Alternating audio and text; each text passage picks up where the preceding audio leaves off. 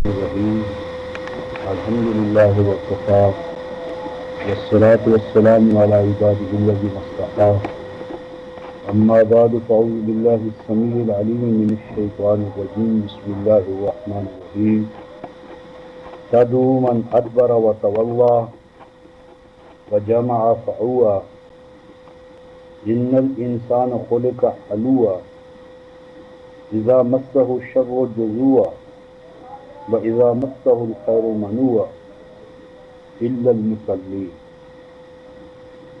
الَّذِينَ هُمْ عَلَى صَلَاتِهِمْ دَائِمُونَ وَالَّذِينَ فِي أَمْوَالِهِمْ حَقٌّ مَّعْلُومٌ لِلسَّائِلِ وَالْمَحْرُومِ وَالَّذِينَ يُصَدِّقُونَ بِيَوْمِ الدِّينِ وَالَّذِينَ هُمْ مِنْ عَذَابِ رَبِّهِمْ مُشْفِقُونَ ان عذاب ربهم غیر معمول والذین هم لفروجهم حافظون الا على ازواجهم او ما ملكت ايمانهم فانهم غیر ملومین فمن ابتغى وراء ذلك فاولئك هم العادون والذین هم لاماناتهم وعهدهم راعون والذین هم بشهاداتهم قائمون والذین هم على صلاتهم يحافظون اولئک فی جنات مکرمون صدق اللہ مولانا العظیم وبلغنا رسولنا النبی الکریم ونحن على ذلك من الشاہدین الشاکرین والحمد للہ رب العالمین۔ رفقا محترم، آج قرآن فہمی کے حوالے سے ہمارا یہ 7واں لیکچر ہے، اور اس لیکچر کی جو اساس یا بنیاد ہے وہ ایک سینٹرل آئیڈیا یا تھیم یا مرکزی نقطہ ہے اس کے پیچھے، اور وہ یہ کہ جو معرفات ہیں، یعنی جسے مصطلح کہتے ہیں، ٹرمنالوجی کہتے ہیں، تو جو کتاب اللہ کی ٹرمنالوجی ہے جتنی بھی ہے، اس ٹرمنالوجی کو جہاں کہیں اللہ تعالیٰ نے ڈیفائن کر دیا ہے، متعین طور پر بیان کر دیا ہے، وہ تعین جو ہے وہ ایٹرنل ہے، وہ دوامی ہے، وہ ہمیشہ ہمیش کے لیے ہے، اور اس اصطلاح کا مفہوم وہی رہے گا، اس میں زمان و مکان کے تغیر یا تبدل سے کوئی تبدیلی نہیں آئے گی۔ اس ضمن میں ہم نے پہلے کچھ قرآنی اصطلاحات دیکھی تھیں، اور آج بھی اسی کا تسلسل ہے، یعنی صلاۃ یا المصلون، جس عرف عام میں ہم نمازی کہتے ہیں مصلون۔ تو یہ عمل صلاۃ کیا ہے، مصلون کون ہیں، یہ ہے ہمارا آج کا موضوع، اور یہ بھی تقریباً پچھلے حوالے سے اس کا تکملہ ہی ہے، کمپلیمنٹری ہے۔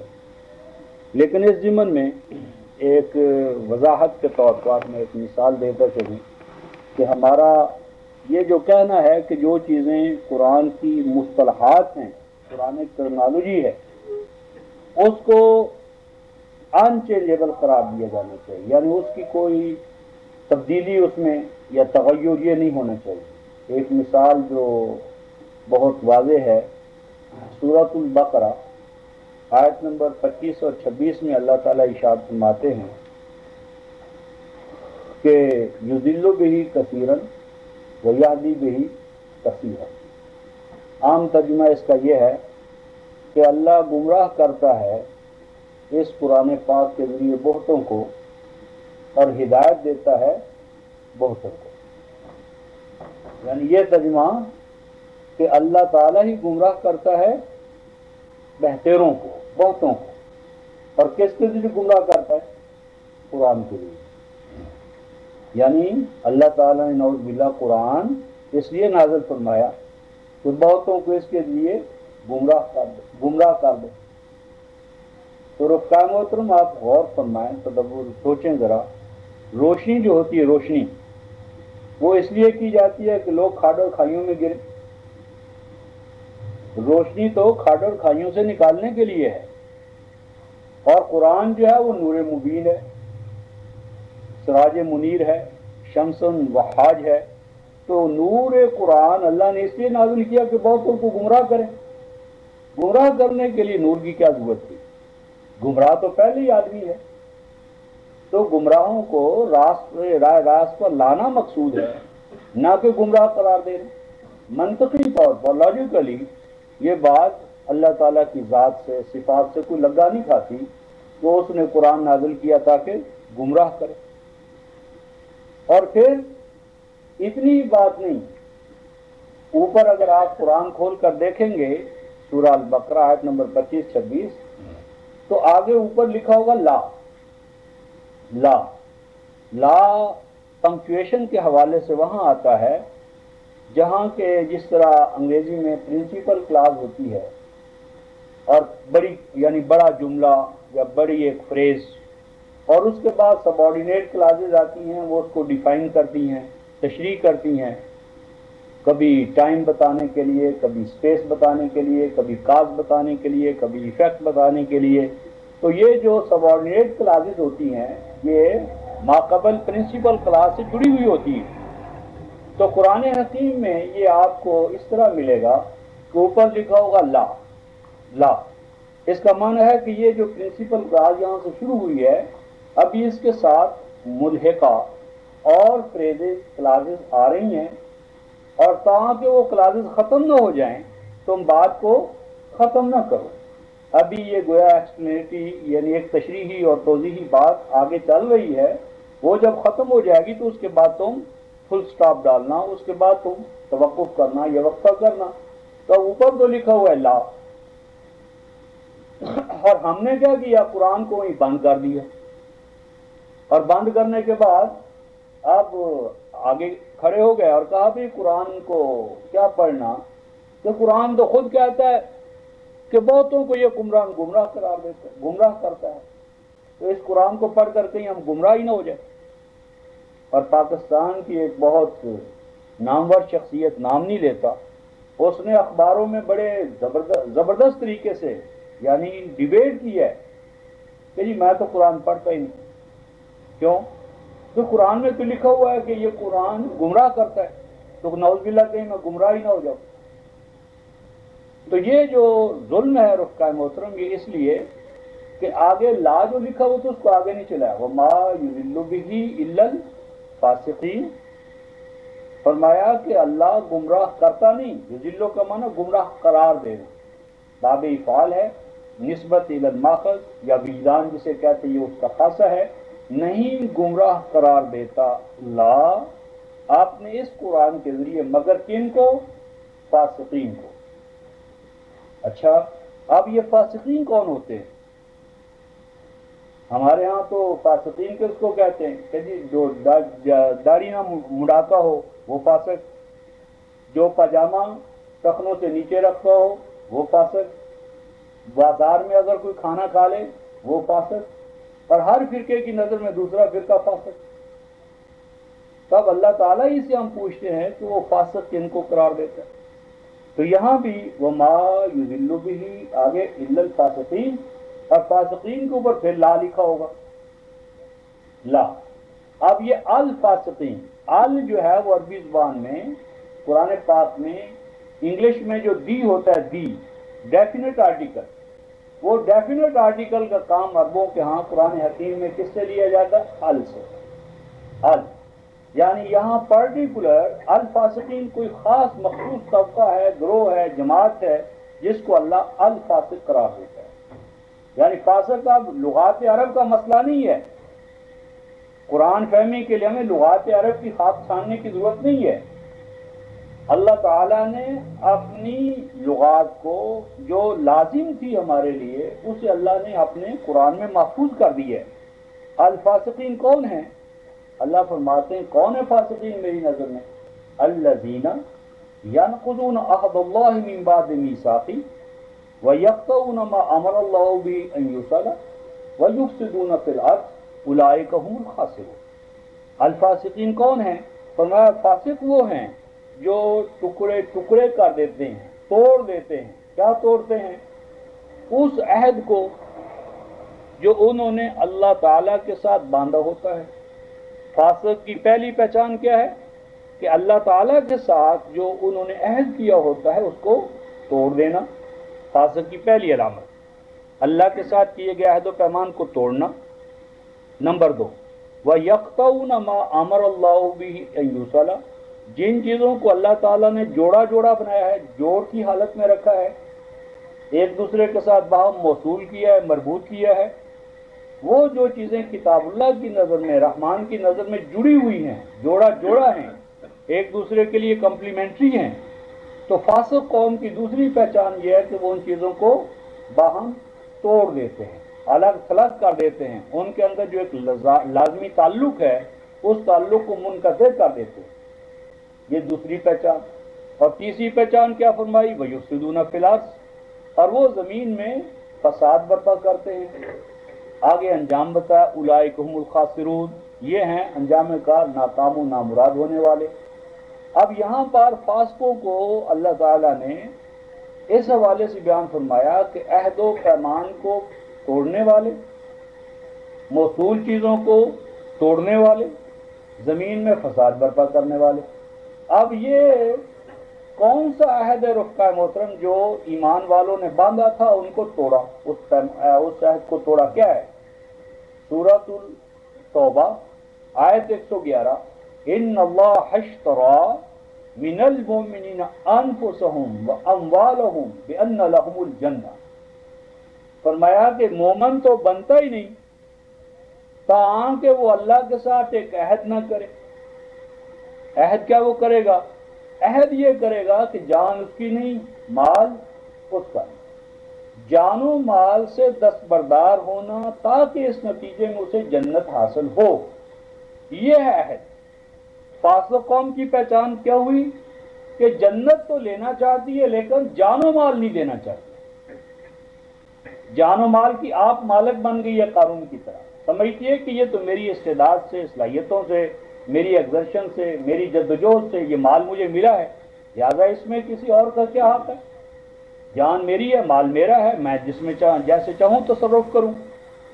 تو اگر مومن ہے تو مومن معاہد ہوتا ہے، عہد والا، اور عہد اس کا یہ ہوتا ہے کہ جان میری نہیں، مال میرا نہیں، اور یہ جب وہ جان و مال دے دیتا ہے تو اب اس کے پاس جان و مال امانت ہے۔ مومن کسی چیز کا مالک نہیں، مومن دراصل کسٹوڈین ہے، مومن امین ہے، مومن مستخلف ہے، انفقوا مما جعلکم مستخلفین فیہ۔ تو فاسق قوم یا امتوں میں جب فسق آتا ہے تو اس طرح آتا ہے کہ ان کا جو معیشت کا نظام ہوتا ہے، جو ربوبیت کے اصولوں پر قائم ہوتا ہے قرآن کی نظر میں، تو نظام ربوبیت میں پہلے وہ ڈنڈی یہ مارتے ہیں کہ انفرادی ملکیت آتی ہے، وسائل پیداوار پر فرد کا قبضہ ہوتا ہے، فرد سے پھر طبقے کا قبضہ ہوتا ہے، پھر زن زر زمین پر قابض طبقہ جو ہے وہ ہر چیز کا اپنے آپ کو مالک اور اپنے ماں سوا کو محرومین و مستضعفین میں تقسیم کرتا ہے۔ تو فاسق قوم کی پہلی پہچان یہ ہے کہ وہ وسائل پیداوار میں میری اور تیری کا نظام لاتے ہیں، اور اس میری اور تیری کے نظام سے اونچ نیچ قائم ہوتی ہے، اور اونچ نیچ جب قائم ہوتی ہے طبقاتی تضاد پیدا ہوتے ہیں، پھر ایک طبقہ اپنی انسانیت سے محروم ہو جاتا ہے، اولئک کالانعام، ان کو حیوان کے مقام پر آنا پڑتا ہے، لدو جانوروں کے طور پر وہ رہ جاتے ہیں، ان کی زندگی کا مقصود ہی اپر کلاس کے لیے دن رات اپنے آپ کو وقف رکھنا، کولو کے بیل کی طرح۔ تو فاسق قوم کی پہلی پہچان تو معیشت کے حوالے سے یہ فرمائی۔ دوسری چیز فرمائی کہ جو چیزیں اللہ تعالیٰ نے جوڑا جوڑا رکھی ہیں ان کو وہ توڑ دیتے ہیں۔ اب قرآن حکیم میں رفقائے محترم آپ دیکھیں، یہ کہیں بھی اقامت صلاۃ ایتاء زکوٰۃ کے بغیر نہیں ہے۔ جہاں بھی اقامت صلاۃ ہے اس کا دوسرا جوڑا کیا ہے؟ وآتوا الزکوٰۃ۔ تو اقامت صلاۃ پر یا صلاۃ پر یا نماز پر زور دینا اور زکوٰۃ کو نیگلیکٹ کرنا، نظر انداز کرنا یا اس کو موضوع ہی نہ بنانا، یہ فاسق قوم کی پہچان۔ اسی لیے کتاب اللہ نے صلاۃ کے طرف کو بھی شرک قرار دی ہے اور زکوٰۃ کے اندر ڈنڈی مارنے کو بھی شرک کہا ہے۔ سورہ حامیم سجدہ کی آیت نمبر 6 فرمایا فویل للمشرکین، مشرکوں کے لیے ویل ہے۔ مشرک کون ہوتے ہیں؟ الذین لا یؤتون الزکاۃ وہم بالآخرۃ ہم کافرون، وہ مشرک ہیں جو زکوٰۃ کا انکار کرتے ہیں، زکوٰۃ کی یعنی عدم ادائیگی یا زکوٰۃ کے لیے اپنے آپ کو وقف نہ کرنا یا زکوٰۃ کے اندر ڈنڈی مارنا، وہ آگے ہم دیکھیں گے کتاب اللہ نے زکوٰۃ کا کیا مطلب ہے وہ بیان فرمایا ہے۔ تو صلاۃ اور زکوٰۃ دونوں جڑے ہوئے ہیں، تو جب صلاۃ اور زکوٰۃ کو توڑ دیں گے تو یہ فاسق ہے۔ پھر قرآن حکیم میں جہاں بھی احکام بیان ہوئے ہیں ان احکام کے ساتھ اللہ تعالیٰ نے حکمتیں بیان فرمائی ہیں، احکام جڑے ہوئے ہیں حکمتوں کے ساتھ۔ مثلا صلاۃ، فرمایا صلاۃ کو قائم کرو، کیوں کرو؟ کہ ان الصلاۃ تنہا عن الفحشاء والمنکر، کہ اقامت صلاۃ کرو تاکہ اس نتیجے میں فحشاء اور منکر سے آزاد ہو جاؤ، بچ سکو، کلی طور پر اس سے رہائی پا سکو۔ اب یہ جو لعلہ ہے یعنی یہ کرو تاکہ جو ہے رفقائے محترم وہ چیک کرتا ہے، کیونکہ عمل کو پرکھنا درکار ہے۔ اگر عمل کی پرکھ ختم ہو جائے تو وہ ایک ریپیٹیشنل ایک تکرار بن کے رہ جائے گا۔ عمل کے اندر اگر اس کی غایت، نصب العین، مقصدیت ختم ہو جائے تو وہ کولو کے بیل کی طرح تکرار محض، اور وہ مذہب بن جائے گا، دین نہیں رہے گا۔ مذہب کا معنی یہ ہے کہ حیات عرضی میں موت سے پہلے کی جو زندگی ہے، قبل از مرگ زندگی جو ہے، مذہب اس میں کسی عمل کے کسی نتیجے کی کوئی ضمانت نہیں دیتا۔ مذہب تو شروع ہی ہوتا ہے موت اور اس کے ماں باپ، موت شروع یعنی مذہب شروع ہوتا ہے موت کے بعد، اور دین شروع ہوتا ہے حیات عرضی سے لے کر حیات آخرہ تک ممتد ہوتا ہے۔ ربنا آتنا فی الدنیا حسنہ وفی الآخرۃ حسنہ وقنا عذاب النار۔ الحیات الدنیا بھی کامیاب ہو، الحیات الآخرہ بھی اور فلاح سے ہمکنار ہو، یہ دین ہے، اور جس میں نہ دنیا ہو نہ عقبہ، وہ مذہب ہے۔ تو مذہب کی اپروچ یہ ہے کہ یہاں تو کوئی نتیجہ برآمد نہیں ہونا، لیکن دین نے ہر عمل کے لیے اس کا نتیجہ ہمارے سامنے رکھا ہے تاکہ ہم اپنے عمل کو پرکھ سکیں، جائزہ لے سکیں کہ ہمارا عمل صحیح ڈائریکشن میں جا رہا ہے یا نہیں جا رہا۔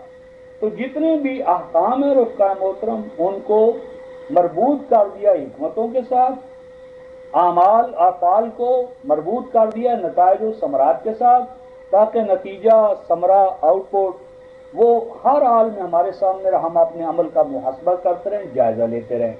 یہ بھی احکام کو کہاں کیا؟ حکمتوں کے ساتھ مربوط کر دیا۔ اسی طرح کہیں بھی آپ کو الذین آمنوا ملے گا، جہاں کہیں الذین آمنوا ملے گا تو آمنوا کو مربوط کر دے کس کے ساتھ؟ وعملوا الصالحات، یعنی ایمان ہمیشہ اس کا ایک جوڑا ہے، وہ کیا ہے؟ اعمال صالحہ، یعنی جو ایمان ہے وہ اعمال صالحہ کے بغیر نہیں ہے، یہ ایک دوسرے کے لیے کمپلیمنٹری ہے۔ اور اسی طرح دنیا کے ساتھ عقبہ ہے۔ اور اس کے بعد ایک اور چیز ہے، اور وہ یہ ہے کہ پورے کا پورا قرآن جو رفقائے محترم یہ ایک باربط کلام ہے، اول سے آخر تک قرآن مربوط ہے۔ ہمارے ہاں تو عام تصور مذہبی پیشوائیت نے یہ دیا ہے کہ قرآن میں ربط تلاش کرنا ایسا ہی ہے جیسے سیاہ اور تاریک رات میں سیاہ چونٹی کو تلاش کرنا۔ اب سیاہ چونٹی اور سیاہ اور تاریک رات میں کون تلاش کرے گا؟ تو نعوذ باللہ کہتے ہیں قرآن میں ربط کی تلاش، ربط کی کوشش، یہ کوشش بے سود ہے، کیونکہ قرآن میں تو کوئی ربط ہے ہی نہیں۔ اور آپ نے دیکھا ہوگا کہ زمین کی بات ہو رہی ہے تو آسمان کی، تو یہ قرآن حکیم نے رفقائے محترم یہ قانون تضاد ہے کہ اگر ایک طرف ظلمت کا ذکر کرتا ہے تو نور کا ذکر کرتا ہے، زمین کی بات کرتا ہے تو آسمان کی بات کرتا ہے، نیکوں کی بات کرتا ہے تو بدوں کی بات کرتا ہے، جماعت کی بات کرتا ہے تو فرد کی بات کرتا ہے، مومنین کی بات کرتا ہے تو مکذبین کی بات کرتا ہے۔ تو رف الاشیاء بازدادہا، تو یہ قرآن حکیم کا ایک اصول ہے، قرآن فہمی کے اصولوں میں یہ بھی ایک اصول ہے۔ تو بہرحال 28/52 میں سورہ القصص کی آیت نمبر 52 میں ارشاد فرمایا وَلَقَدْ وَصَّلْنَا لَهُمُ الْقَوْلَ لَعَلَّهُمْ يَتَذَكَّرُونَ، کہ ہم نے اپنے القرآن کو اول سے آخر تک مربوط کیا ہے، باربط کیا ہے، باہم اس میں جوڑ پیدا کیے ہیں۔ اور اس طرح ہم آگے جا کر دیکھیں گے کہ پورا قرآن جو ہے رفقائے محترم وہ 4 حمدوں پر مشتمل ہے۔ حمد اول جو ہے وہ سورۃ الفاتحہ سے شروع ہو کر کہاں؟ المائدہ کا. دوسرا حمد جو ہے وہ الانعام سے شروع ہو کر بنی اسرائیل پر جا کر ختم ہوتا ہے. تیسرا حمد جو ہے وہ سورۃ الکہف سے شروع ہوتا ہے اور سورہ احزاب پر جا کر ختم ہوتا ہے. اور چوتھا حمد جو ہے وہ سورہ سبا سے شروع ہوتا ہے اور والناس پر جا کر ختم ہوتا ہے. اور قرآن حکیم میں رفقائے محترم صورتوں کے مضامین کا ربط تو ایک طرف، قرآن حکیم میں تو الفاظ کا ربط ہے. اگر آپ فاتحہ کو دیکھیں تو کیا ہے؟ فاتحہ کا کیا معنی؟ ٹو اسٹارٹ، آغاز ہوا، شروع ہوا، اوپننگ ہے، آغاز ہے. علم الہی جو ہے، علم الہی اس نے اپنے فلو کا آغاز کر دیا ہے. علم الہی جو ہے وہ پھوٹا ہے، علم الہی جو ہے وہ سٹارٹنگ پوائنٹ پر آیا، یعنی وہ شروع ہو رہا ہے. اور شروع ہونے کے بعد آگے کیا صورت آ گئی؟ البقرہ. البقرہ کا عام معنی تو ہمیں ایک ہی بتا گیا، یعنی گائے. لیکن رفقائے محترم گائے عربوں کے ہاں، جس طرح میں نے کفایت العیز جو اکتوبر کا پرچہ اس میں بحث کی ہے کہ عربوں کے ہاں جتنے بھی اسماء ہیں وہ اپنی وائی آف اٹ اپنے اندر رکھتے ہیں. البقرہ گائے اس کا بنیادی معنی نہیں ہے. باقارہ یبقرو کا اصل معنی ہوتا ہے چشمے کا پھوٹنا، چشمے کا پھوٹنا، اور چشمے کا پھوٹ کر پھیلنا. تو بقرہ گائے کو کہتے تھے کیونکہ اس کے اندر اللہ تعالیٰ نے دودھ کے چشمے جاری کیے ہیں، اس کے اندر دودھ کے چشمے جاری ہیں اور اس کی ہر چیز جو ہے وہ بافیض ہے. گائے گوبر سے لے کر پیشاب، کھال، گوشت، پھر ہل جوتنا، پھر لدو جانور کے طور پر کام کرنا، پھر اپنے بعد سکسیسز پیدا کرنا، دے کر جانا. تو چونکہ اس میں ہم جہتی نافعیت تھی اس لیے گائے کو عربوں نے بقرہ کہا. تو بقرہ کا اصل معنی چشمے کا پھوٹنا، چشمے کا پھیلنا. تو اب جو اللہ تعالیٰ کے علم کا چشمہ شروع ہوا تھا، البقرہ میں وہ چشمہ پھوٹ پڑا، وہ چشمے کی طرح اس کے اندر پھیلاؤ، وسعت، ایکسٹینشن. اور جب وہ چشمہ علم الہی کا پھیلا، پھوٹا، تو آگے صورت کیا آئی؟ آل عمران.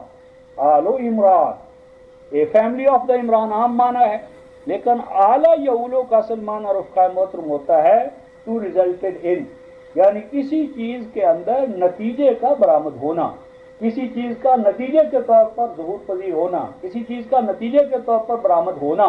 ہم بھی اردو میں کہتے ہیں معال کار، معال کار یعنی انجام کار، انجام کے حوالے سے. اور عمران انما یامر مساجد اللہ قرآن کی اصطلاح ہے، اس کا معنی تو سوشالوجی، سوشل آرڈر. آل عمران کیا اب اس البقرہ، اس علم الہی کا جو چشمہ پھوٹا ہے، اب اس کا ایک قضا ہے، تقاضا ہے، اس کا منطقی نتیجہ کیا ہے؟ آل عمران، یعنی ایک سوشیالوجی، ایک سوشل آرڈر، ایک سوشل سسٹم اس سے ایوالو ہوگا. کیوں کہ جہاں پانی ہوگا جعلنا من الماء کل شیء حی، جہاں پانی ہوگا، جہاں کنواں ہوگا وہاں راستہ ہوگا، جہاں کنواں بنے گا وہاں خود بخود راستہ بنے گا. مخلوق خدا آئے گی، پانی کی تلاش میں انسان مارا مارا پھرتا ہے کیونکہ پانی مصدر حیات ہے. جہاں پانی ہوگا وہاں زندگی ہوگی. تو البقرہ علم الہی کا چشمہ پھوٹا، اور علم الہی کا چشمہ جب پھوٹا تو لازم ٹھہرا آل عمران کہ اس کے ارد گرد ایک social order, sociology, system evolve ہو خود بخود. اس سے ایک عمرانیات کا ایک نیا نظام، عمرانیات کا ایک نیو سوشل آرڈر، ایک نیا سسٹم عمرانیات کا ایوالو ہو. اور یہ جو یہ سسٹم ایوالو ہوگا تو آگے کیا فرمایا؟ النساء، النساء، المائدہ. النساء کا خیر ہم دوسری طرف چلے جائیں گے، کیا معنی؟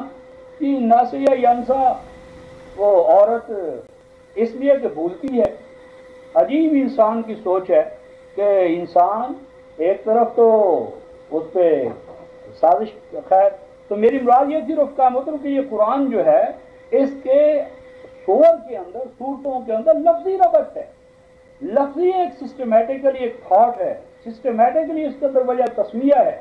تو اس پر ہم نے اپنے ربط قرآن کے مقالات میں سارے قرآن پر لفظی ربط جو ہے صورتوں کا، یعنی فاتحہ سے لے کر والناس تک، اس پہ الگ بحث کی ہوئی ہے. تو میں نے بتانا یہ تھا رفقائے محترم کہ جو کتاب اللہ ہے اس میں مانوی ربط تو اپنے مقام پر، اس میں تو لفظی ربط ہے. اور اس ضمن میں ایک اور بات بھی کہتا چلو موضوع کی مناسبت سے کہ بعض ہمارے دوست کہتے ہیں کہ قرآن حکیم کی موجودہ جو ترتیب ہے یہ ترتیب جو ہے یہ لاجیکل نہیں ہے، کہتے ہیں یہ منطقی ترتیب نہیں ہے، اس ترتیب سے مسئلہ حل نہیں ہوتا۔ مسئلہ کس ترتیب سے حل ہوتا ہے؟ کہتے ہیں مسئلہ اس ترتیب سے حل ہوتا ہے جو ترتیب نزولی تھی۔ کہتے ہیں جس طرح قرآن نجمن نجمہ تھوڑا تھوڑا کر کے نازل ہوا تھا، اسی ترتیب سے، اسی سیکوینس سے، اسی آرڈر سے اس قرآن کو کیا ہونا چاہیے تھا؟ جمع ہونا چاہیے تھا۔ اس طرح کہتے ہیں ہمارے مسائل بہتر طور پر حل ہو سکتے تھے۔ لیکن وہ قیامت سوچنے والی یہ بات ہے کہ اس ترتیب سے ہمارے مسئلے حل ہی نہ ہوتے، اس سے مسائل الجھتے۔ وجہ یہ ہے کہ وہ جو ترتیب نزول تھی اس کا قریب ترین آبجیکٹ کیا تھا؟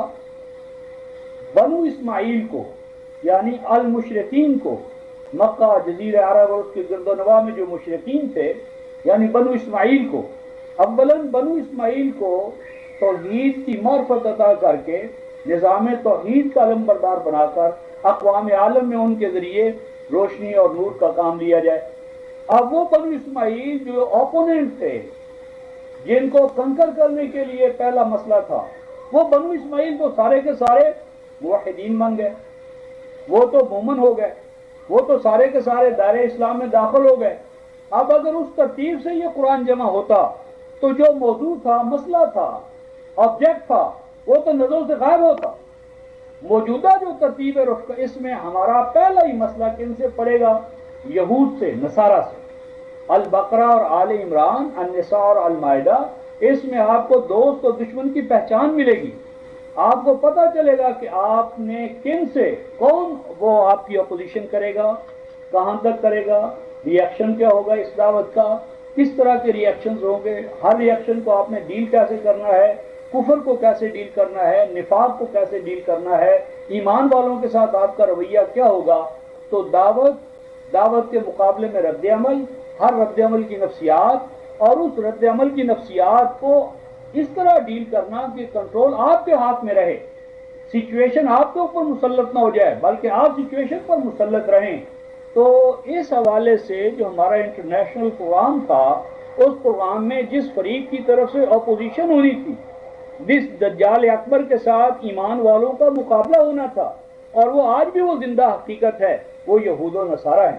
تو یہود و نصارہ کا جو عالمی استعمار ہے گویا، اس کا جو تضاد ہے، جس کو ہم نے غالب آنا ہے جس بات، اس کی نشاندہی اس ترتیب سے نہ ہوتی۔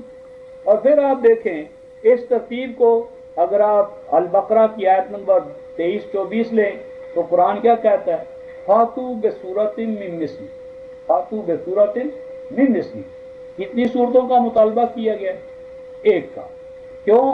اس لیے کہ اس سے پہلے الفاتحہ ایک کی صورت ہے، لیکن جب آپ کہاں پہنچیں گے؟ سورہ ہود میں 11ویں صورت ہے، اور 11ویں صورت کی آیت نمبر 36 اور 37 میں جب جائیں گے تو کیا کہے گا؟ فاتو بعشر سور مثلہ مفتریات۔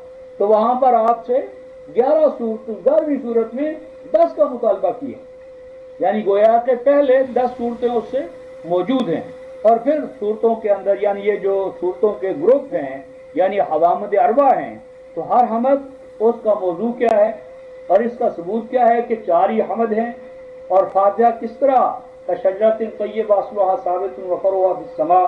تو یہ مسائل جو ہیں رفقائے محترم، یہ ربط کے حوالے سے ہیں، اور ربط کا کتاب اللہ کے اندر سے غائب ہونا یہ دراصل تذکر اور تدبر سے اس کو دور کرنے کے مترادف ہے۔ تو میری مراد یہ تھی کہ وَمَا يُضِلُّ بِهِ إِلَّا الْفَاسِقِينَ، الفاسقین کا لفظ اب جہاں بھی قرآن حکیم میں آئے گا، ماضی کے طور پر ہو، مضارع کے طور پر ہو، کسی بھی سینس میں کیوں نہ ہو، وہاں پر ہمیشہ ان 3 میں سے کوئی نہ کوئی شیڈ موجود ہوگا۔ یعنی قرآن کی یہ محکمیت ہے، قرآن اپنے اسلوب کا اس حد تک پابند ہے کہ جہاں بھی قرآن فاسقو کہے گا، یفسقون کہے گا، فاسقن کہے گا، نکرہ کی صورت میں، ماضی کی صورت میں، مضارع کی صورت میں، تو وہاں پر لازماً کوئی نہ کوئی الفاسقین کا پہلو، یعنی یا تو نقض عہد ہوگا وہاں پر، یا جو چیزیں جوڑا ہیں ان کو توڑنے کا ذکر ہوگا، یا فساد فی الارض کا ذکر ہوگا، اس کے ماں سوا کوئی صورت ایسی نہیں ہو سکتی کہ فاسقین کا لفظ آئے اور وہاں پر ان تینوں میں سے کوئی نہ کوئی چیز مراد نہ ہو۔ تو یہ تو ایک مثال تھی کہ قرآن حکیم نے جن جن چیزوں کو الذین کے ساتھ یا الذی کے ساتھ ڈیفائن کر دیا ہے، وہ ڈیفینیشنز اپنے مقام پر اٹل ہیں، امر ہیں، فار ایور ہیں، اور ان کے سیاق و سباق میں قرآن اتنا پابند ہے کہ جہاں کہیں بھی ان کا ذکر کرے گا اسی ریفرنس انٹو کنٹیکسٹ، یعنی وہ سیاق و سباق میں ہمیشہ اس کو نبھائے گا، اس کو آخر تک وہ پہنچائے گا۔ تو اسی ضمن میں آج ہم صلاۃ کے حوالے سے سورہ المعارج کی یہ آیات ہیں جو ہم نے تلاوت کی تھی، تو ان میں رفقان محترم صلاۃ کے حوالے سے دو چیزیں ہیں۔ ایک ہے صلاۃ جامعہ، صلاۃ جامعہ جو وقت کے ساتھ مقید نہیں ہے، صلاۃ جامعہ جو وقت کے ساتھ مقید نہیں ہے، اور ایک ہے صلاۃ موقت جو اوقات کے ساتھ خاص ہے۔ تو صلاۃ موقت جو ہے دراصل وہ صلاۃ جامعہ کا ذریعہ ہے، صلاۃ جامعہ مقصود ہے، اور صلاۃ موقت جو ہے اس مقصود بالذات چیز کے حصول کا یا اس کی طرف لے جانے کا باعث ہے، سبب ہے، اور ان دونوں کے مابین لزوم تھا۔ ہمارے اندر یہ ہوا کہ صلاۃ موقت جو ہے اس پر تو کسی نہ کسی پہلو سے ہم زور دیتے ہیں، لیکن صلاۃ جامعہ جو ہے اس سے ہماری مذہبی پیشوائیت نے ایک خاص حوالے سے صرف نظر کر لی ہے، اور وہ جو صلاۃ موقت ہے رفقائے محترم، وہ بھی کتاب اللہ کے حوالے سے اگر آپ غور کریں، انتم سکارا حتی تعلموا ما تقولون، کیا ایمان والو صلاۃ کے قریب بھی نہ ہو، کب؟ جب تم پر سکر کے بارے میں ہمارے پھر مذہبی پیشواؤں نے ڈنڈی ماری، کبھی سکر کا معنی تو شراب ہوتا ہے، اور ہم بحمدللہ ہم تو شراب پیتے نہیں ہیں، تو چونکہ شراب پیتے نہیں ہیں لہذا ہماری صلاۃ تو صلاۃ سکارا ہو ہی نہیں سکتی، لیکن یہ صحیح نہیں۔ سکارا رفقائے محترم جو ساکر کی جمع ہے، سکرہ کی جمع ہے، وہ سکر شراب سے خاص نہیں ہے، شراب بھی اس میں شامل ہے، افیون بھی شامل ہے، حشیش بھی شامل ہے، ہیروئن بھی شامل ہے، ہر وہ چیز شامل ہے، شوبدہ بازی بھی شامل ہے، ہر وہ چیز کہ جس سے انسان کی عقل جو ہے، ریزننگ فیکلٹی جو ہے، اس کو ڈل کر دیا جائے، سلا دیا جائے، وہ اپنا کام نہ کرے، ہر وہ چیز وہ سکر میں شامل ہے۔ اب سورہ الحج 22ویں سورہ آیت نمبر 2 اللہ تعالیٰ ارشاد فرماتے ہیں کہ وہ زلزلہ، قیامت کا زلزلہ جس کو قیام میں کہتے ہیں، کہ زلزلہ سا جب ہوگا تو ترن الناس سکارا، تو تو دیکھے گا کہ لوگ جو ہیں وہ کیا ہیں؟ سکر کی حالت میں ہیں۔ تو کیا زلزلہ سا یا قیامت کے زلزلے پر اللہ تبارک و تعالیٰ سب کو شراب پلا دیں گے؟ لازمی بات ہے کہ یہاں شراب کا کوئی مسئلہ نہیں ہے۔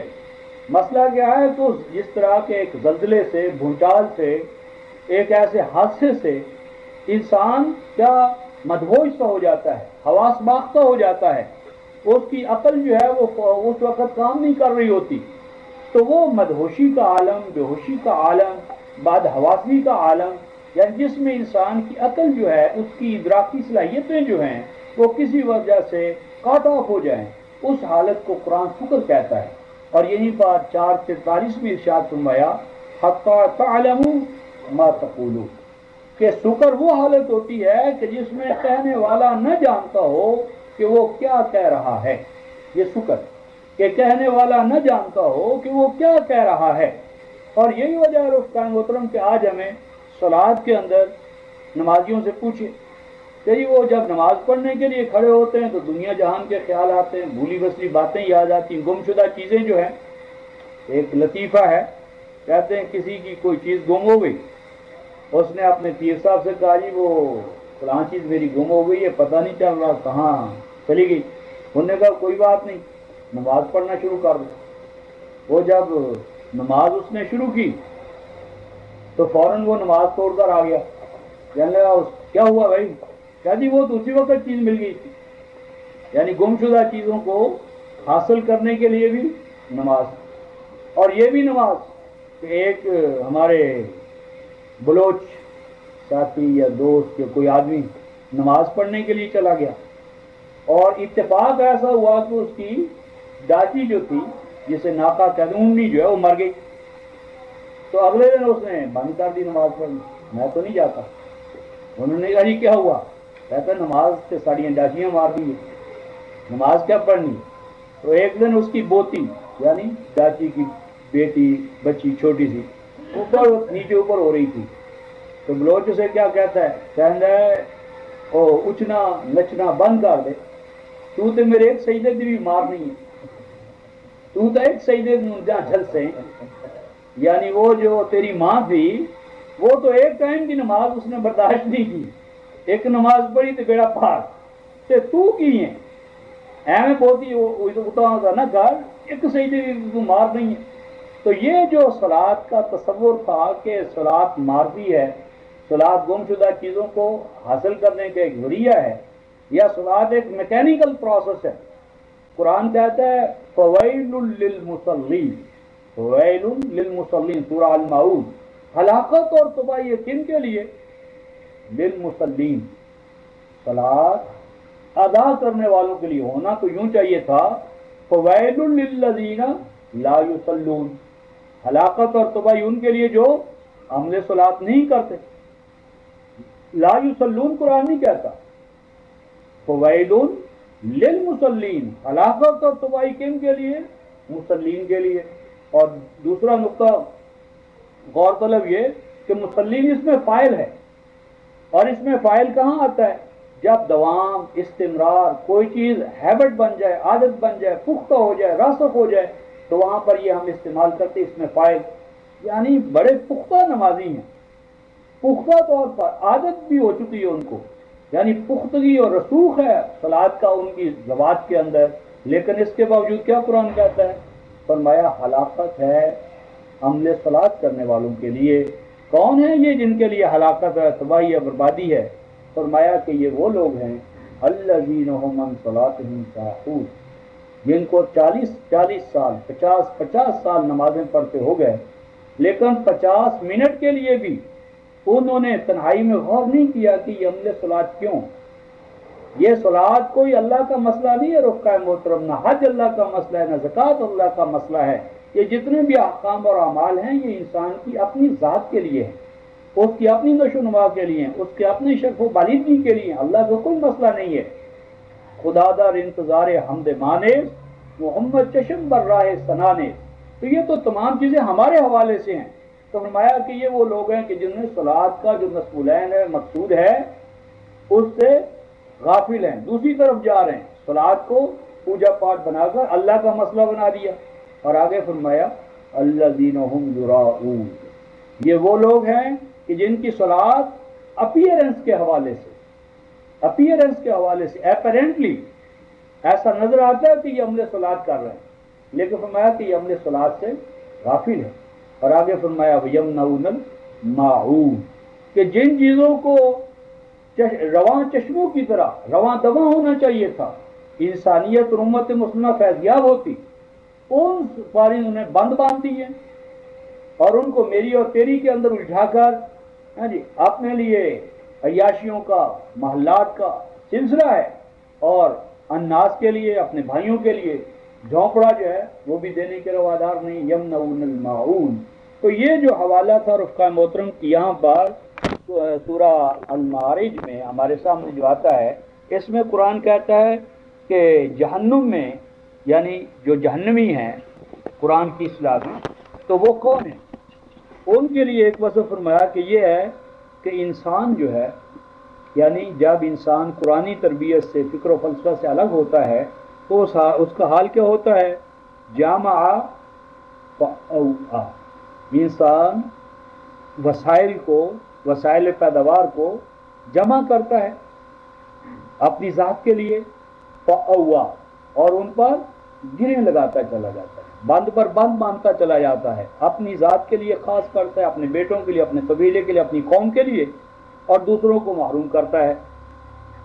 ان الانسان خلق ہلوعا، ایسا انسان جو اپنے لیے جمع کرتا چلا جائے وسائل اور دوسروں کو محرومیاں دیتا چلا جائے، ایسا انسان ڈھل جاتا ہے اس حالت میں، غلو کی حالت میں۔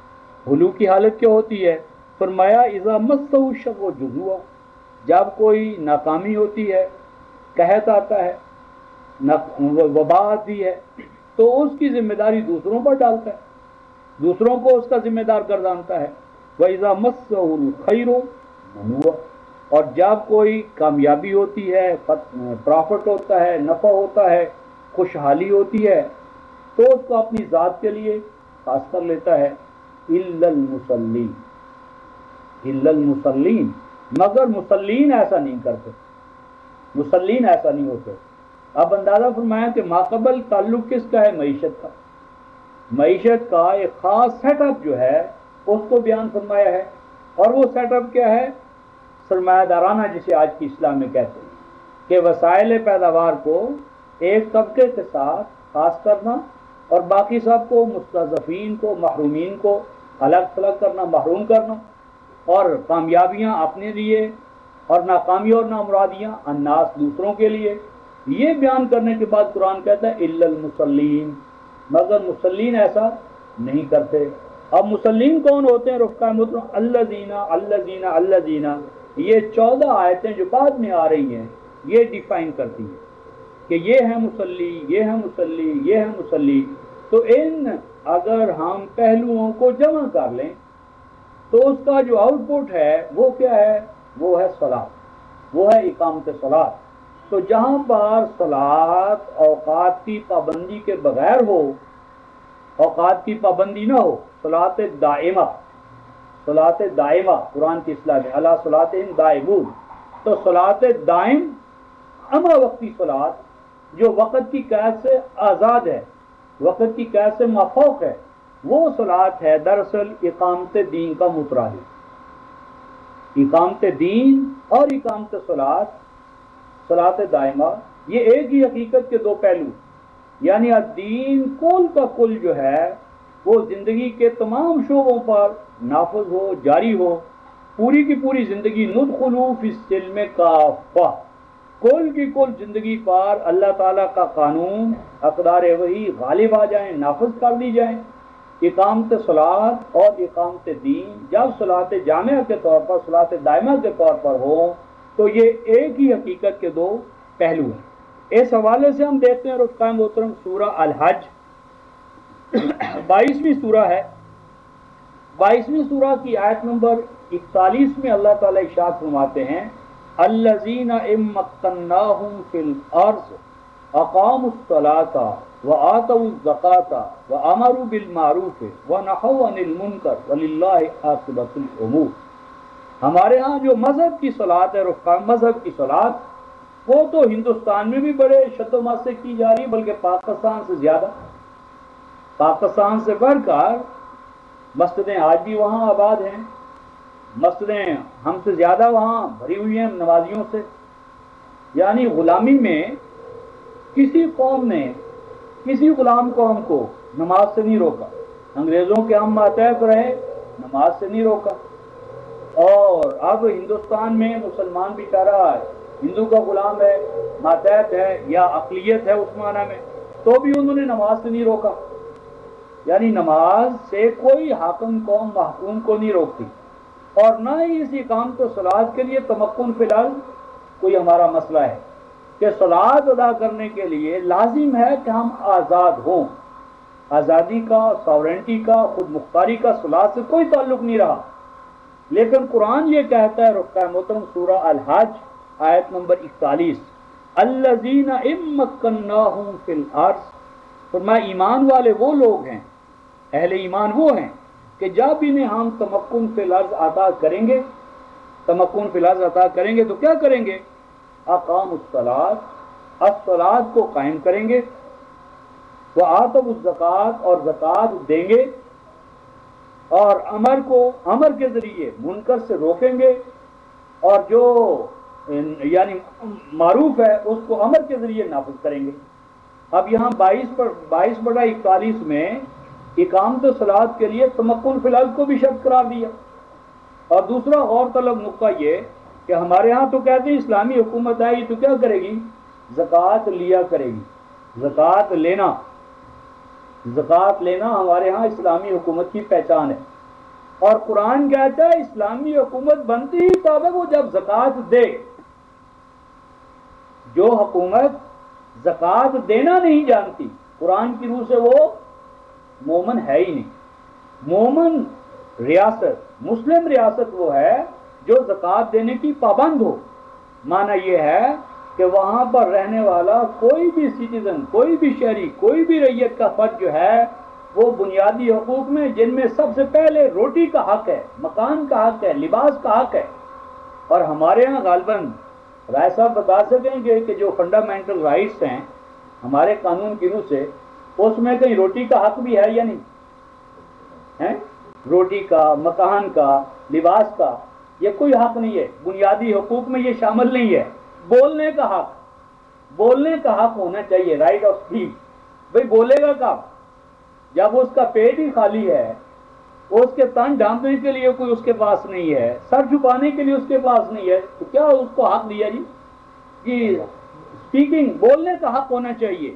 تو اسلامی حکومت کا فرض ہے رفقائے محترم کہ وہ بن ہی نہیں سکتی اسلامی تاکہ بنیادی حقوق جن میں سب سے پہلے حق زیست ہے، معیشت کا حق، روٹی کا حق، مکان کا حق، لباس کا حق، یہ اس کے بغیر وہ اسلامی ہو ہی نہیں سکتی.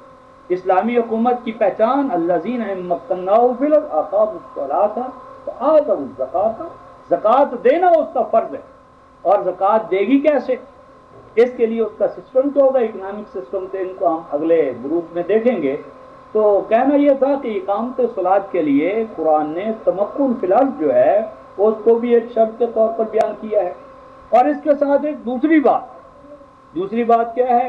سورہ مریم آیت نمبر 59 قرآن یہ کہتا ہے فَخَلَفَ مِن بَعْدِهِمْ خَلْفٌ، انبیاء علیہ السلام کی سیٹوں پر، گدیوں پر ایسے لوگ بیٹھ گئے. کیسے لوگ بیٹھ گئے؟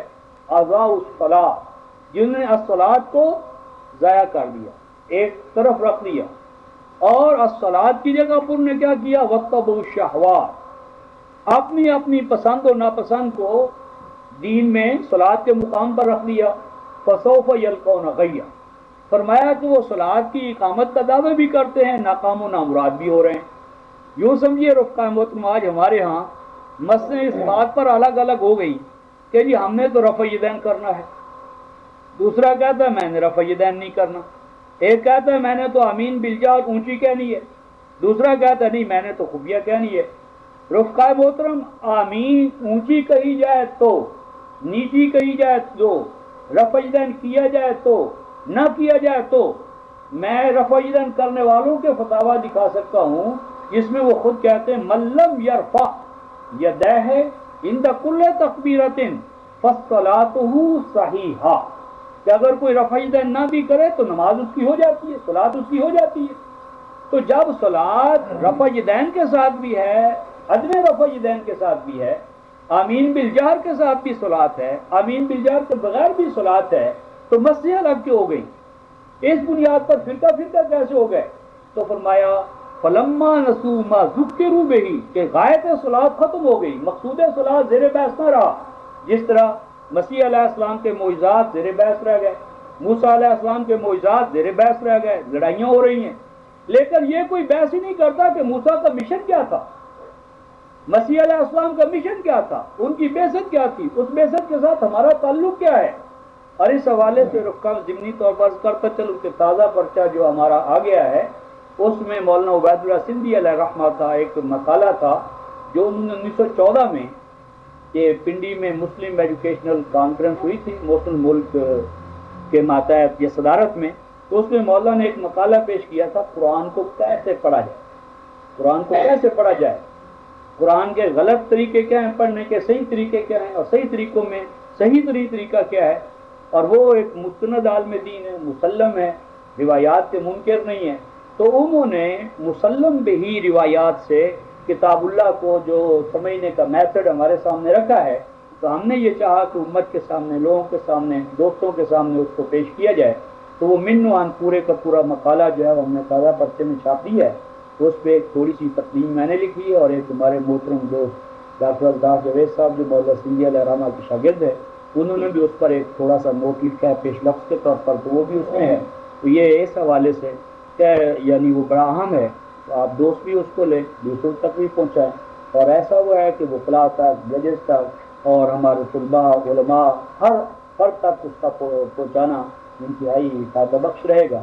تو کہنا میں نے یہ تھا رخام محترم کہ جو چیزیں کتاب اللہ میں اصطلاح کے طور پر ہیں انہیں اصطلاحی کے طور پر رکھنا چاہیے، اور اگر ہم اس کو اصطلاحی مفہوم سے نکال دیں گے تو بات گڑبڑ ہو جائے گی. تو آج ہم نے فاسقین کے حوالے سے 3 پہلو دیکھے اور صلاۃ جامعہ جو ہے اس کے ایک پہلو کو اجاگر کرنے کی کوشش کی ہے. تو صلاۃ کیونکہ اہم ترین موضوع ہے، 2 ہی تو چیزیں ہیں صلاۃ دین میں، اقامت صلاۃ اور ایتاء زکوٰۃ. تو اس لیے اس کو تھارولی ہم فریش آؤٹ کریں گے تاکہ صلاۃ اپنے تمام پہلوؤں کے ساتھ ہمارے سامنے آئے، پھر زکوٰۃ اپنے تمام پہلوؤں کے ساتھ نظام کے طور پر آئے. تو ان کی ہم اگلے دروس میں وضاحت کرتے رہیں گے. آخر دعوانا الحمدللہ رب العالمین. تو نماز کے بعد اس میں سوالات. تو اس سے ہمارے اندر اللہ تبارک و تعالیٰ کی صفت الرب جو ہے اس کا ریفلیکشن ہوگا. تو زکوٰۃ دراصل ہے دوسروں کو اپنی بہترین کمائی کا محصل جو ہماری ضروریات سے فاضل ہو ایک حالت میں، اور بعض اوقات یؤثرون علی انفسہم ولو کان بہم خصاصہ، اپنی حاجت و ضرورت کو بھی مؤخر کر دینا اور دوسروں کی حاجتوں کو مقدم کر دینا. تو یہ دینے کا عمل جو ہے یہ زکوٰۃ ہے، اور اس کے لیے پھر صدقات وہ مال ہے جو اس میں سے دیا جائے. اور اس کے لیے پھر انما الصدقات للفقراء والمساکین، یہ 9/60. اگر آپ اس پورے پروسیس کو سامنے رکھ لیں تو یہ جو آج بینکوں کا سسٹم عجیب ہے، اسلام میں بینکنگ کا کیا مقام ہے، یہ کیا ہے، وہ سارا بے بنیاد ثابت ہوگا. 9/60 کو اگر آپ سامنے رکھ لیں کہ صدقات کو کس طرح ڈسٹریبیوٹ کیا جائے گا، مینیپولیٹ کیا جائے گا، اس کو کس طرح ہینڈلنگ اس کی اپلیکیشن ہوگی، تو پورا جو اسٹیٹ کا ہمارا پرفارمنس ہے یا اس کا جو نظام ہے، سسٹم ہے، پورے کا پورا اس میں آ جائے گا. بلکہ ایک آپ دیکھیں گے وفر رقاب کیا معنی، یعنی مقروضوں کو قرض کے بوجھ سے، محکوموں کو انسانوں کی حاکمیت کے بوجھ سے، محتاجوں کو حاجت مندی کے بوجھ سے، اور دنیا جہان میں جہاں جہاں سلیوری ہے، غلامی ہے، خواہ اقتصادی غلامی ہو، معاشی غلامی ہو، علمی غلامی ہو، ان غلامیوں سے آزاد کرانے کے لیے آپ کے پاس بجٹ ہونا چاہیے. وفر رقاب یعنی آپ کا تو میری مراد یہ ہے کہ زکوٰۃ کا یہ جو پہلو ہے جو ایک، اور صلاۃ کا جو صلاۃ جامعہ کا پہلو ہے، یہ تمکن فی الارض کے ساتھ خاص ہے، اور صلاۃ موقت کے لیے یہ قید نہیں ہے.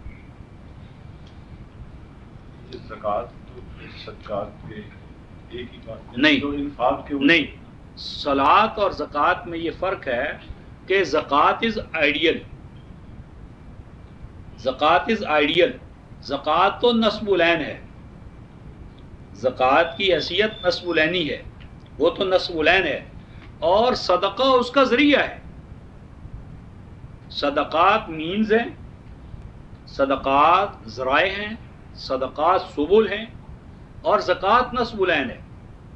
زکوٰۃ ذات انسانی کی ہاں زکوٰۃ ہے انسانی ذات میں یا انسان کے اندر جو صلاحیتیں اللہ تبارک و تعالیٰ نے امکان کے طور پر ڈورمنٹ حالت میں رکھی ہیں، ان کی ایکچولائزیشن، ان کی ڈیمانسٹریشن، ان کو اس طرح یعنی انتظام کرنا کہ ہر شخص کی خوابیدہ صلاحیتیں نشو و نما پاتی چلی جائیں، ہر شخص کے. اور اسی لیے قرآن نے سورہ القصص کی آیت نمبر 4 اور 5 میں جو کہا ہے نا کہ ہم نے چاہا کہ ان مستضعفین کو اٹھائیں، تمکن و استخلاف دیں. اور آگے کیا قرآن کہتا ہے، نجعلہم ائمۃ ونجعلہم الوارثین. ہر انسانی ذات کے اندر امام بننے کی صلاحیتیں ہیں، لیڈرشپ کی کوالٹیز ہیں، ان کے اندر صلاحیتیں امکان کے طور پر ہیں. ہر فرد ہے ملت کے مقدر کا ستارہ، تو ہر فرد کی خوابیدہ صلاحیتوں کی نشوونما کرنا، علمی صلاحیتیں، ٹیکنیکل صلاحیتیں، مادی معنوی جملہ صلاحیتیں جو بھی ہیں، ان تمام صلاحیتوں کو جو خوابیدہ حالت میں، ڈورمنٹ حالت میں ہیں، ان کی نشوونما کرنا، بالیدگی کرنا، ان کو ابھارنا، یہ زکوٰۃ کا مقصود ہے.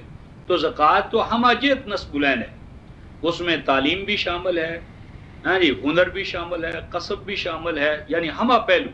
اور صدقہ اس کا ایک ذریعہ ہے. تو کسی کے پاس مال ہے تو وہ اپنا مال وقف کرے، کسی کے پاس معلم ہے تو وہ اپنا علم استعمال کرے، کوئی معمار ہے تو اپنی معماری، یعنی ہر شخص اپنی صلاحیتوں کو دوسروں کی نشو و نما کے لیے وقف کرے، نتیجتاً ہر انسان کی نشو و نما ہوتی چلی جائے گی۔ ہر انفاق تو اسی یعنی انفاق جو ہے وہ ایک گویا میڈیم ہے، میڈیا ہے۔ انفاق کا یا ایک مینٹیلٹی ہے، یہ ایک ذہنیت ہے کہ جو آپ کے پاس آئے اس پر آپ بند بیان کرنا بیٹھ جائے، یہ مینٹیلٹی۔ یسألونک ماذا ينفقون قل العفو، کہاں تک؟ تو فرمایا کہ جو العفو ہے وہ وقف کر، یعنی اس کو یہ نہ سمجھو یہ میرا ہے، اور جب بھی مرکز سے بلاوا آئے اس کو فوراً دو۔ اسی لیے سورہ محمد کی آیت نمبر 38 کا آپ مطالعہ کریں تو قرآن کہتا ہے کہ یہ تمہیں بلاووں پر بلاوے بھیجے جاتے ہیں، ہؤلاء انتم تدعون لتنفقوا فی سبیل اللہ، کہ تمہیں بلاوا بھیجا جاتا ہے، ہاں جی، دعوت نامہ بھیجا جاتا ہے، ہرکارہ تمہارے پاس آتا ہے کہ بھئی فلاں فلاں چیزوں کو مرکز کو دے دو، انفاق کرو۔ تو فمنکم من یبخل، تو فرمایا کہ تم میں وہ لوگ بھی ہیں جو بخل سے کام لیتے ہیں۔ تو فرمایا فمن یبخل فإنما یبخل عن نفسہ، تو جو فرمایا انفاق کی وجہ بخل کا راستہ اختیار کرے گا تو اس کا نقصان کسی کو نہیں ہوگا، اولاً نقصان اس کی اپنی ذات کو ہوگا، یعنی اس کی ذات کی نشو و نما رک جائے گی، وہ اگلے ارتقائی مراحل میں داخل نہیں ہو سکے گا۔ اور مزید برآں ارشاد فرمایا کہ دیکھو اگر یہ عمل جماعتی طور پر آ گیا کہ تم نے دوسروں کی نشو و نما کے لیے اپنا ساز و سامان کھلا نہ رکھا، تو آگے قرآن کیا کہتا ہے؟ قرآن کہتا ہے دیکھو اگر انفاق کو تم نے ترک کر دیا جماعتی طور پر، ان تتولوا، اگر تم نے انفاق کی روش چھوڑ دی تو پھر کیا ہوگا؟ یستبدل قوما غیرکم، تو تمہاری جگہ پر ہم ایک دوسری قوم لے آئیں گے، ثم لا یکونوا امثالکم، اور وہ اس وقت تک رہیں گے جب تک وہ تم جیسے نہیں ہو جائیں گے۔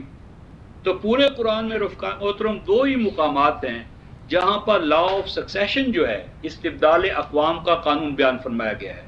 9/39 میں 9 سورہ توبہ آیت نمبر 39 فرمایا ایمان والو اپنی عسکری قوت سے غافل نہ ہونا، عسکری قوت کو پوری طرح تیار رکھنا، اور دیکھو اگر تم نے عسکری قوت سے غفلت کی، الا تنفروا، اگر تم نے نفیر عام کی روش ترک کر دی، یستبدل قوما غیرکم، تو تمہاری جگہ پر دوسری قوم آ جائے گی۔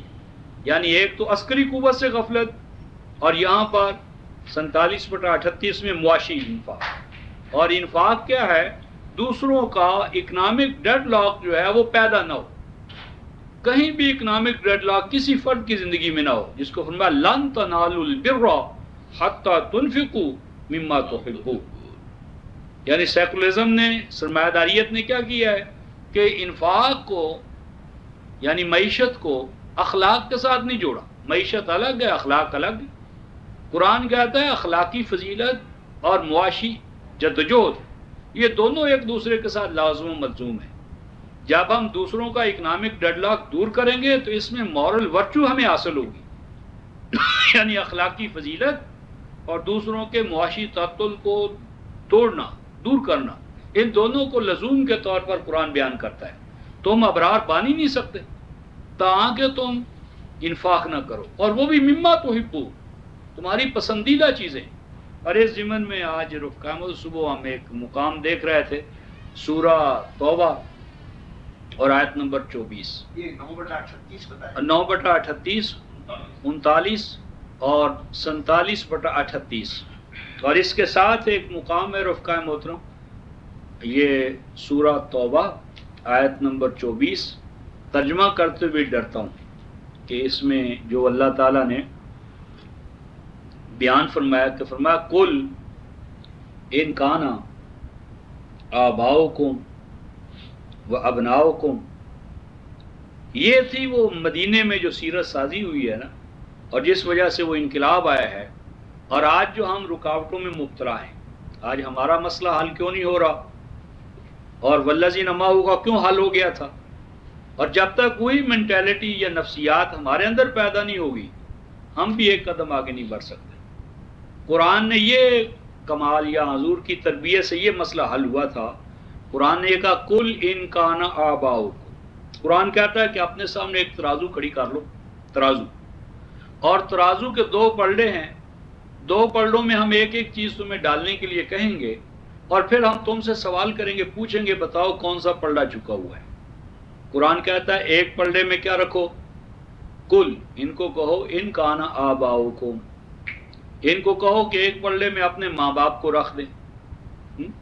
ہمارے ایک دوست جس طرح افتخار مینو تے پیو دی شکل دیکھنا ہی عبادت ہے، قرآن کہتا ہے ایک پلڑے میں ماں باپ کو رکھ دو، محبت، ماں باپ کے لیے چاہت، اطاعت، جو کچھ بھی ہے ایک پلڑے میں وہ رکھو، اور دوسرے پلڑے میں کیا رکھو، احب الیکم من اللہ و رسولہ و جہاد فی سبیلہ، دوسرے پلڑے میں رکھو اللہ کو، رسول کو، اور جہاد بالقرآن کو۔ بتاؤ کون سا پلڑا جھکا ہوا ہے، ماں باپ والا یا قرآن والا؟ پھر فرمایا وہ ابناؤکم، ایک پلڑے میں اپنے بچوں کو رکھ دو، اور کسی کا کوئی اکلوتا بیٹا ہو، بیٹا کس کو پیارا نہیں ہوتا، اور وہ اکلوتا بیٹا، تو قرآن کہتا کہ ایک طرف اپنے بیٹوں کو اور اکلوتے بیٹے کو رکھو، اس کے لیے جو چاہو، محبت، پیار، اس کی فرمائشیں اور آرڈرز کو پورا کرنے کا جذبہ، اور دوسری طرف قرآن کو رکھ دو۔ پھر بتاؤ کون سا پلڑا جھکا ہوا ہے؟ پھر فرمایا وہ ازواجکم، فرمایا ایک پلڑے میں اپنی بیوی کو رکھ دو، بیویوں کو رکھ دو، ان کی فرمائشیں، ان کی چاہتیں ہیں جی، ان کو جو جس طرح تم راضی کرنے کے لیے تلے، ایک طرف وہ رکھو، اور دوسرے پلڑے میں کیا رکھو، اللہ، رسول اور قرآن کو رکھ دو۔ فرمایا پوچھو بتاؤ کون سا پلڑا جھکا ہوا ہے؟ فرمایا وعشیرتکم، فرمایا ایک پلڑے میں اپنے خاندان کو رکھو، جتھے کو رکھو، جماعت کو رکھو، ہاں جی، جو بھی تمہاری ایسوسیشنز ہیں ایک پلڑے میں وہ رکھ دو، اور دوسرے پلڑے میں کیا رکھ دو، اللہ، رسول اور قرآن کو رکھ دو۔ بتاؤ کون سا پلڑا جھکا ہوا ہے؟ پھر فرمایا وَإِخْوَانُكُمْ، ایک پلڑے میں اپنی بہنوں کو، بھائیوں کو، ان کی محبتوں اور چاہتوں کو، اور دوسری طرف اللہ، رسول اور قرآن کو۔ آگے فرمایا وَتِجَارَةٌ تَخْشَوْنَ كَسَادَهَا، فرمایا ایک پلڑے میں اپنی صبح و شام جو تجارت کر رہے ہو، تجارت میں جو پرافٹ اور نفع اور نفع پر نفع، ایک طرف وہ تجارت، تخشون کسادہا، کتنے تم مگن ہو، کبھی تم نے اس امر کا خیال آ جائے کہ کساد بازاری ہے تو کیا حالت ہو جاتی ہے؟ فرمایا کہ ایک طرف اپنی تجارتی ایکٹیویٹیز کو رکھ دو اور دوسری طرف قرآن رکھ دو۔ وہ جو بیچا کرتے تھے دوائے دل، دکان اپنی بڑھا گئے، دوائے دل بیچنا، نظام قرآن کو دنیا میں پرچار کرنا، متعارف کرنا، یہ اس کام کے لیے تم معمور ہوئے تھے۔ تو کیل کانٹے کی دکانیں تو ہمارا مسئلہ بن گئی، اور قرآن جو اصل تھا ہمارا، تجارت تخشون کسادہ، اور آگے وہ مساکن ترضونہا، کوٹھی، بنگلہ، بہتر سے بہتر۔ اور قرآن یہ کہتا ہے کہ یہ چیزیں حرام نہیں ہیں۔ قُلْ مَنْ حَرَّمَ زِینَةَ اللَّهِ الَّتِی أَخْرَجَ لِعِبَادِهِ، یہ حرام نہیں ہے، ان کی محبت بھی حرام نہیں ہے۔ قرآن صرف کہتا ہے احب الیکم، یہ زیادہ محبوب نہ ہو جائے، یعنی ان کی محبت دل سے نکل نہیں سکتی۔ زُیِّنَ لِلنَّاسِ حُبُّ الشَّهَوَاتِ مِنَ النِّسَاءِ وَالْبَنَانِينَ وَالْقَنَاطِيرِ الْمُقَنطَرَةِ مِنَ الذَّهَبِ وَالْفِضَّةِ، قُلْ کہو ہِیَ مَتَاعُ الْحَیَاةِ الدُّنْیَا،